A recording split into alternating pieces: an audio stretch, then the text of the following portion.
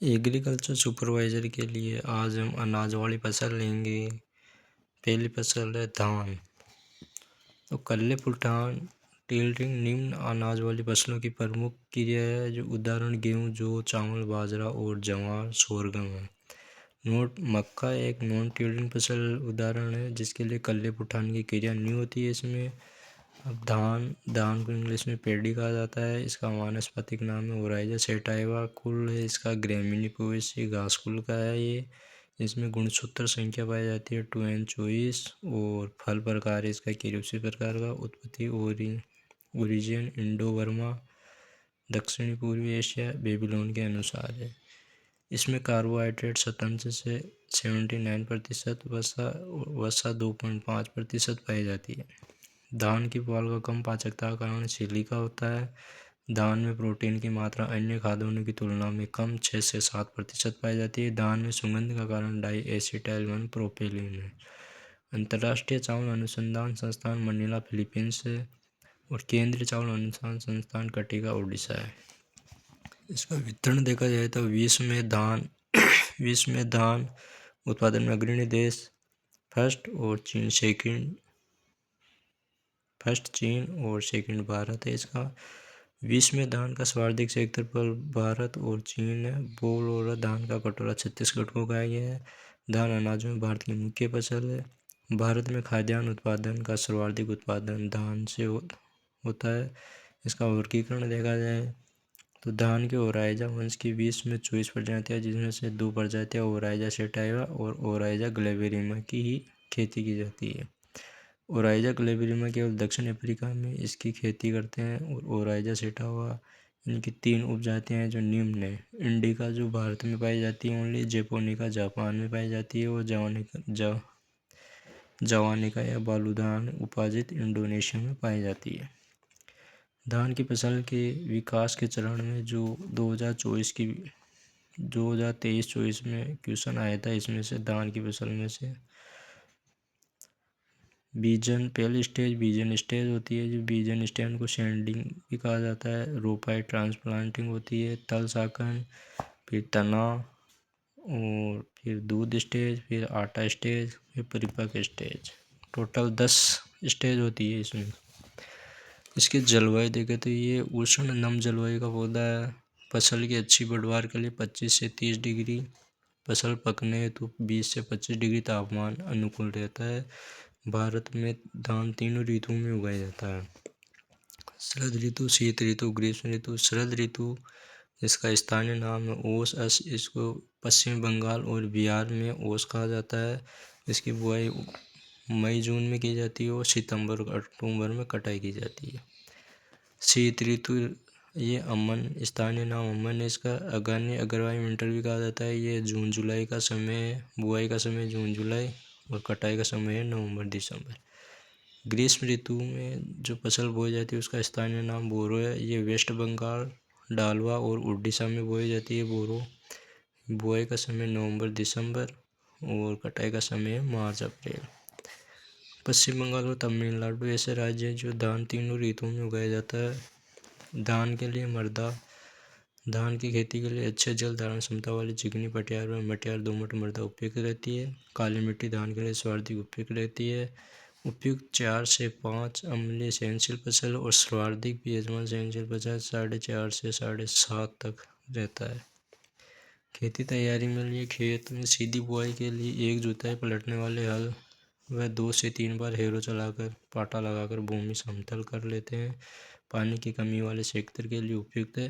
रोपाई के लिए पानी से भरे खेत में पडलर की सहायता से जुताई की जाती है, जिसे पडलिंग कहते हैं। पडलिंग करने के बाद में मृदा में 2 क्षेत्र विकसित होते हैं, ऑक्सीकर क्षेत्र और अपची क्षेत्र। अपची क्षेत्र को रेडियो क्षेत्र और अनऑक्सीकर क्षेत्र भी कहा जाता है। ऑक्सीकर क्षेत्र वो है जो ऊपरी क्षेत्र में 10 mm या 1 सेमी इसमें ऑक्सीजन O2 उपस्थित रहती है और अपचय क्षेत्र ये नीचे 10 mm का क्षेत्र रहता है जहाँ ऑक्सीजन नहीं पाई जाती है। धान की फसल में नाइट्रोजन युक्त उर्वरक अपचय क्षेत्र में ही डाले जाते हैं। पडलिंग के उद्देश्य खरपतवार नियंत्रण, निष्कासन शक्ति रोकने हेतु अपारगम्य परत का निर्माण, पोषक तत्वों की उपलब्धता को बढ़ाता है। लोस्टवती पोर्टलेट धान के खेत में मीथेन CH4 गैस का निकालती है। 19 सीधी बुआई के लिए होती है। धान की सीधी बुआई के लिए बाला, कंचन, पूसा 221, साकेत। और रोपाई तो माई सुगंधा का क्रॉस कराया गया है BK79 और मल्टीप्लाई बासमती 370। कावेरी बासमती, रत्ना, जया, कस्तूरी, चंबल ये रोपाई तो है। और बोनी किस्म TN1 जो 1964 में आयात की गई, IR8 1966 में, और जया है जो 1968 में की गई थी। फिलीपींस में विकसित IR8 किस्म विश्व की जादुई किस्म है, जिसे मिरेकल राइस के नाम से भी जाना जाता है। जया भारत की जादुई किस्म है जिसका क्रॉस TN1 इंटू टाइप 41 का संकरण है, जो 1968 में डॉक्टर शास्त्री द्वारा विकसित की गई थी। ये जया अर्धबोनी किस्म है। धान की प्रथम उत्परिवर्तित किस्म जगन्नाथ सतारी है, और लवणता सहनशील किस्म लूणीश्री, दामोदर, CRS5, CRS10, CRS23 है। और ब्लास्टरोधी किस्म है साबरमती।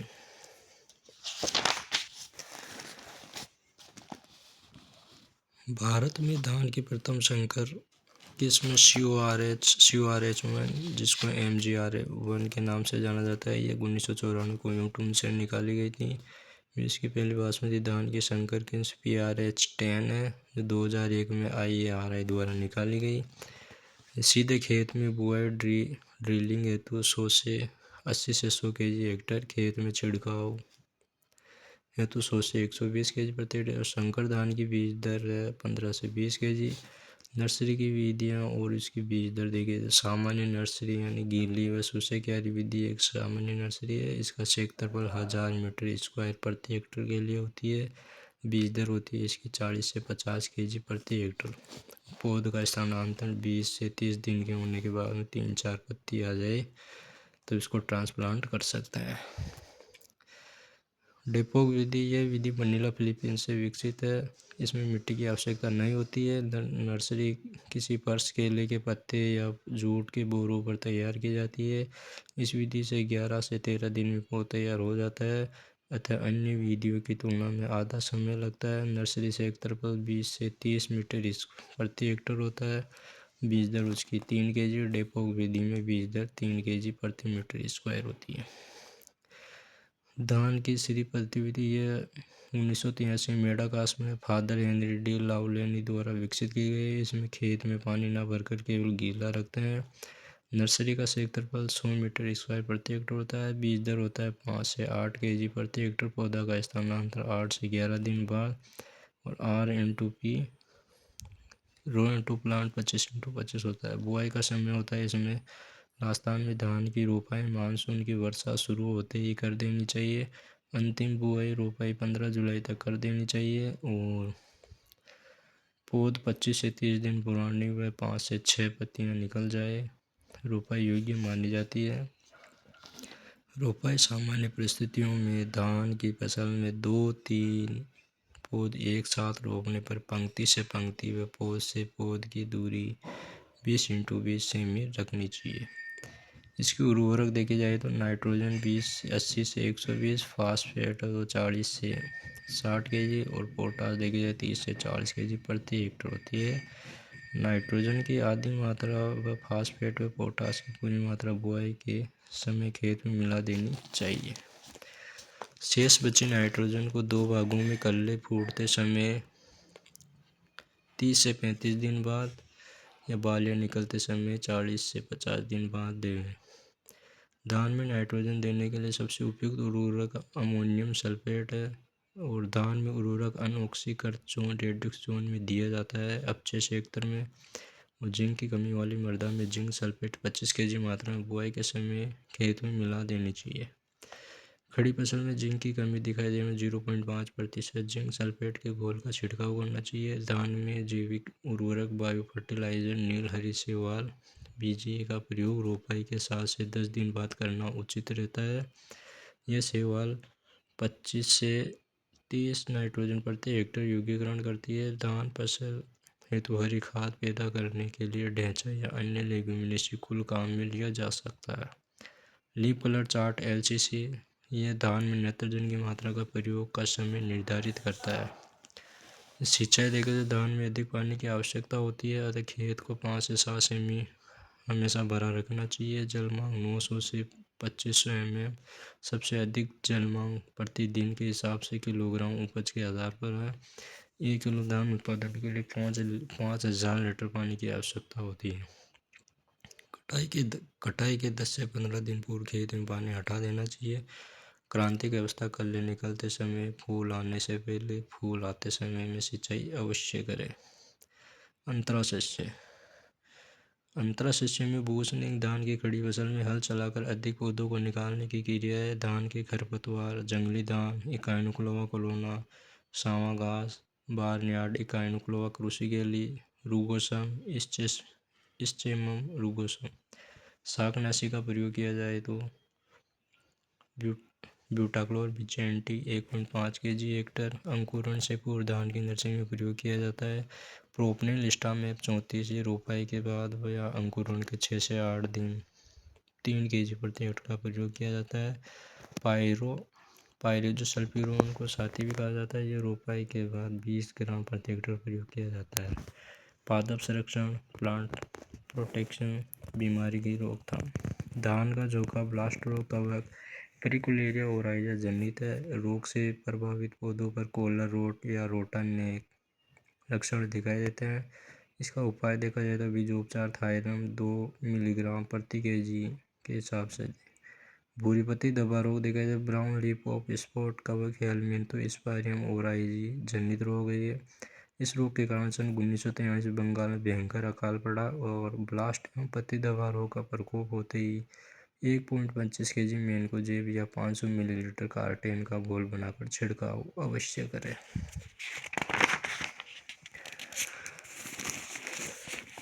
जीवाणु अंगमारी रोग, जोंतोमोनास ओराइजा, ये बैक्टीरियल लीफ ब्लाइट रोग है। इससे धान का नर्सरी क्रेसेक रोग भी कहते हैं या कैंसर रोग भी कहा जाता है। इसकी रोकथाम 0.01% स्टेप्टोसाइक्लिन का 10 से 15 दिन के अंतराल पर 2 छिड़काव करें।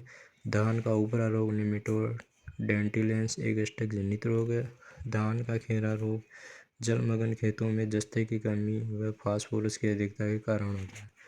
लक्षण नर्सरी अवस्था 15 से 20 दिन में दिखाई देते हैं। इसमें पौधे की पत्तियों पर कत्थई रंग के धब्बे उभरने के साथ साथ पौधा पीला पड़ जाता है एवं वृद्धि रुक जाती है। नियंत्रण 25 किलो जिंक सल्फेट हेक्टर बुआई से पहले खेत में मिलावे व लक्षण दिखाई देने पर खड़ी फसल में 0.5% जिंक सल्फेट का छिड़काव जरूर करें। कीटों की रोकथाम के लिए धान का तनाछेदक ट्राइपोराइजा इंसेक्टिवलस केवल धान का भक्षक है। ये कीट तने पर आक्रमण कर उससे खोखला कर देता है। ये धान का प्रमुख कीट है जिससे बासमती किस्में सर्वाधिक प्रभावित होती है। न्यूनतम कार्बोफ्यूरॉन 3G 20 kg या फोरेट 10 ग्राम 15 kg प्रति हेक्टर की दर से छिड़कें। धान का गंधीबग लेप्टोकोरिया एक्यूटा, इस कीट में प्रभावित खेत में विशेष प्रकार की दुर्गंध आने के कारण कीट का नाम गंधीबग पड़ा है। धान का हिप्सा कीट डाइक्लोडिप्सा आर्मिजेरा, भूरा फुदका ब्राउन प्लांट होपर, ये निवाल परवेटा यूजेंस वायरस जनित रोग है। ग्रास स्टंट का वाहक प्रभावित खेत में होपर ब्रन लक्षण देखने को मिलते हैं।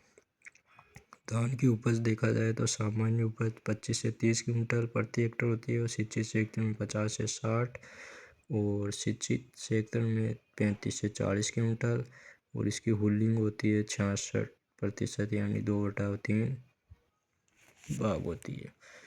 इसी अगली फसल के लिए कल वीडियो डाला जाएगा और आपको कौन सी फसल के लिए वीडियो चाहिए वो बता दो, कौन सा टॉपिक चाहिए वो कमेंट करें और धान के क्वेश्चन वाला वीडियो शाम को डाल दिया जाएगा।